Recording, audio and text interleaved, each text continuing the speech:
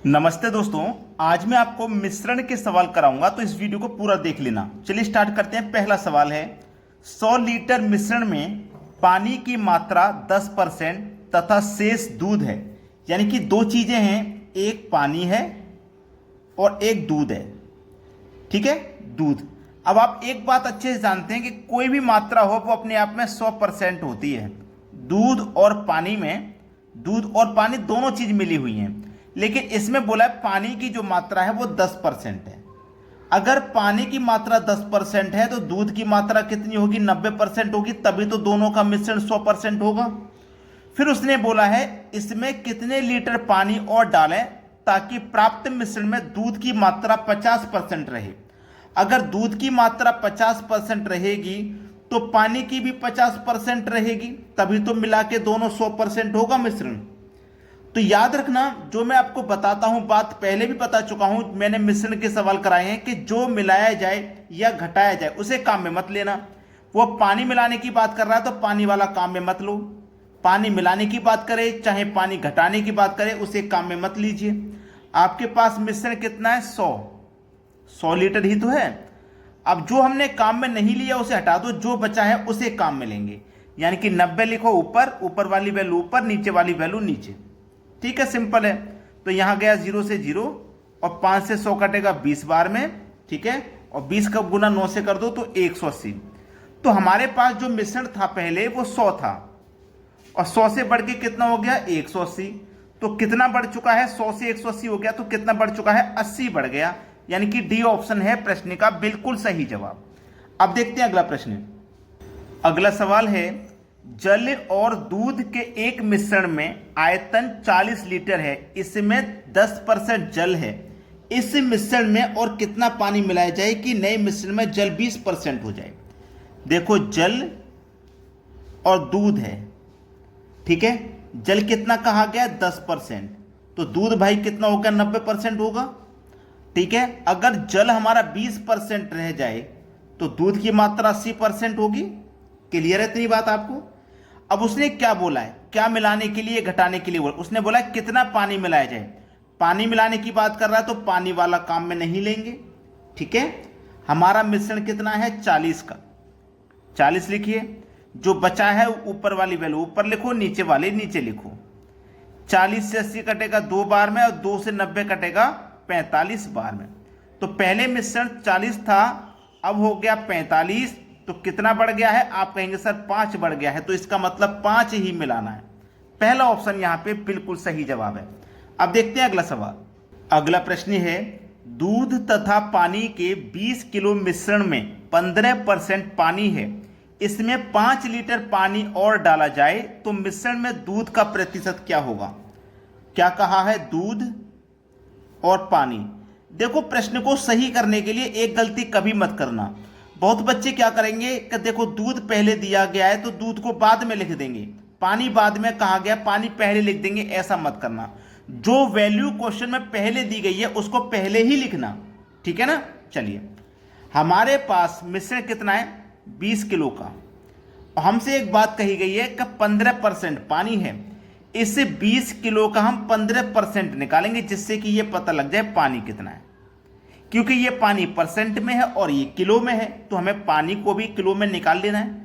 Percent का मतलब बटे में 100। ठीक है, अब देखो यहाँ 20 से मैं 100 कटा दूंगा 5 बार में, 5 से 15 कटा दूंगा 3 बार में। इसका मतलब जो पानी की मात्रा है वो 3 किलो है। तो इसका मतलब दूध कितना होगा? 17 होगा, तभी तो दोनों का मिश्रण 20 किलो होगा। यही तो है। अब बोला इसमें 5 लीटर पानी और डाल दें। पानी पहले से 3 है, 5 अगर हम और डाल देंगे तो पानी की मात्रा कितनी हो जाएगी? 8। दूध में मिलाने घटाने की कुछ भी बात नहीं की तो दूध 17 ही रहेगा। ठीक है, हमसे बोला है दूध का प्रतिशत क्या होगा। तो देखो, दूध का प्रतिशत, दूध कितना है? 17 है। कितने में? टोटल मिश्रण में बताएंगे। तो टोटल मिश्रण कितना है? 17 दूध और 8 पानी। टोटल मिश्रण कितना है? 17 8 25 है। ठीक है, प्रतिशत में बताना है तो 100 से गुना करिए। 25 से 100 कटेगा 4 बार में, 17 चौके 68। यानी कि दूध का जो प्रतिशत है वो 68% है। सी ऑप्शन हो जाएगा सवाल का सही जवाब। अब देखेंगे अगला प्रश्न। अगला प्रश्न है, एक मिश्र धातु के 200 ग्राम में कॉपर और जिंक 2:3 के अनुपात में है। कॉपर और जिंक 2:3 के अनुपात में, ठीक है। टोटल कितना है, 200 ग्राम का मिश्रण है। क्लियर है इतनी बात। अब यहां पे इस अनुपात में 3:2 करने के लिए, 3:2 करने के लिए, पहले से 2:3 है, 3:2 करने के लिए उसमें मिलाई जाने वाली कॉपर की मात्रा कितनी है। मैंने आपसे क्या कहा था, जो मिलाया जाए या घटाया जाए उसे काम में नहीं लेंगे। कॉपर मिलाने की बात है तो कॉपर वाला काम में नहीं लेंगे, जो बचा हुआ है उसे काम में लेंगे। ऊपर वाली वैल्यू ऊपर लिखो, नीचे वाली नीचे। 2 से 200 कटेगा 100 बार में, 100 का गुना 3 से करो तो 300 हो जाएगा। पहले से कितना था, 200 था, अब हो गया है 300। कितना बढ़ गया, आप कहेंगे सर 100 बढ़ गया, यही तो आंसर है। क्लियर है सभी को। अब देखते हैं अगला प्रश्न। अगला प्रश्न है 56 रुपये प्रति किलो की चाय 82 रुपये प्रति किलो की चाय के साथ किस अनुपात में मिलाया जाए कि मिश्रण का क्रय मूल्य 67 रुपये हो जाए। ये जो सवाल है मिश्रण के, ये एलिगेशन मेथड से होते हैं। एक तो चाय है हमारे पास 56 रुपये किलो वाली, दूसरी चाय है 82 रुपये किलो वाली। दोनों को मिक्स करके हम उसे बेचेंगे 67 रुपये में, ठीक है। 67 रुपये में कर दीजिए क्रॉस अंतर। 67 और 82 का अंतर 15 आएगा, 56 और 67 का अंतर 11 आएगा।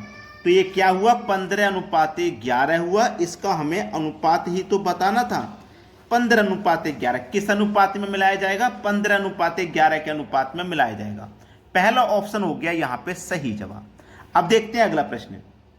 अगला सवाल है 1.60 पैसे प्रति किलो के चावल 1.45 पैसे प्रति किलो के चावल के साथ किस अनुपात में मिलाया जाए कि मिश्रण का क्रय मूल्य 1.54 पैसे प्रति किलो हो जाए। एक तो चावल है आपके पास 1.60 का, दूसरा चावल है 1.45 का। दोनों को हम मिक्स कर देंगे, तो किस अनुपात में मिक्स करें वही बताएं। मिक्स करने के बाद इसका जो मूल्य हो जाता है 1.54 का। कर दीजिए क्रॉस अंतर। क्रॉस अंतर यहाँ पे कितना हो जाएगा, 54-45 का अंतर 0.9, ठीक है। और यहाँ पे अंतर कितना हो जाएगा, 0.06। क्लियर। अब इसको कटाएंगे, 3×3 कट जाएगा, 3 दूनी 6।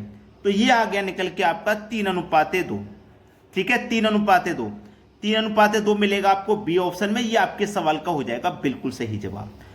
कोई भी बच्चा अगर ऐसा है जिसने वीडियो को अभी तक लाइक नहीं किया, तो हमारी रिक्वेस्ट है कि आप सभी बच्चे वीडियो को जरूर लाइक करें, ठीक है। और आपके रिलेशन में कोई भी बच्चा अगर एग्जाम की तैयारी कर रहा है, चाहे वो ग्रुप डी के एग्जाम की तैयारी करे, चाहे पुलिस के एग्जाम की करे, एसएससी का करे, उनके पास तक अगर वीडियो को आप शेयर कर दोगे तो उनकी हेल्प हो जाएगी।